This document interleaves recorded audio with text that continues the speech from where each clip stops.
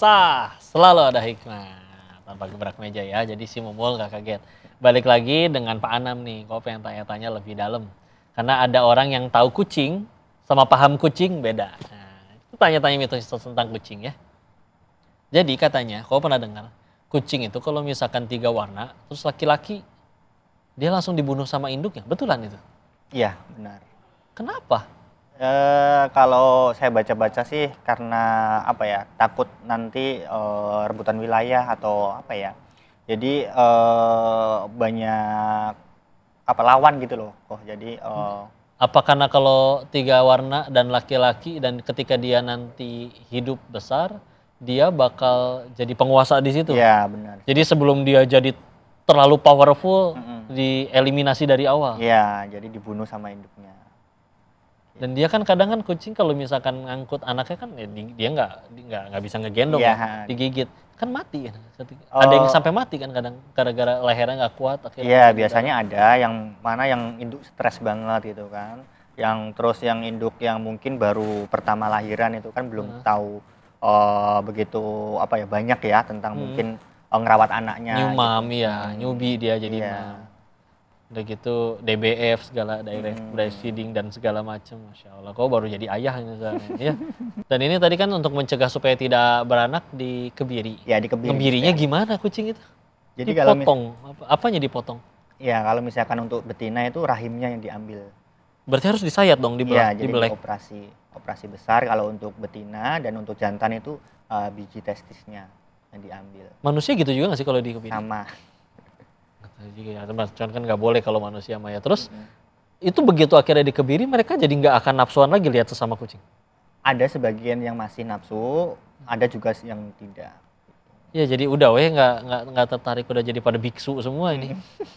Insya Allah ya. Umur kucing tuh setara sama manusia nggak sih? Beda.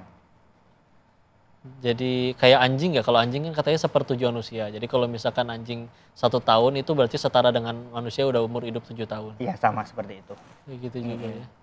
Berarti otomatis biar gimana juga mereka pulang duluan. Kenapa tadi nyampe sedih begitu? Kenapa emang ada ingatan apa sama kucing yang siapa namanya? Ada banyak sih sebenarnya. Jadi susah.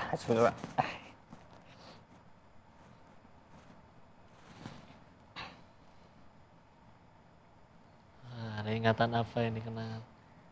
Susahnya saya mereka ikut itu. Ikut nemenin ya.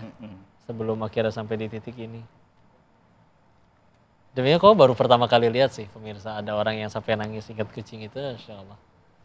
Jadi benar-benar ketika udah sayang, tulus, kucingnya juga ngerasa.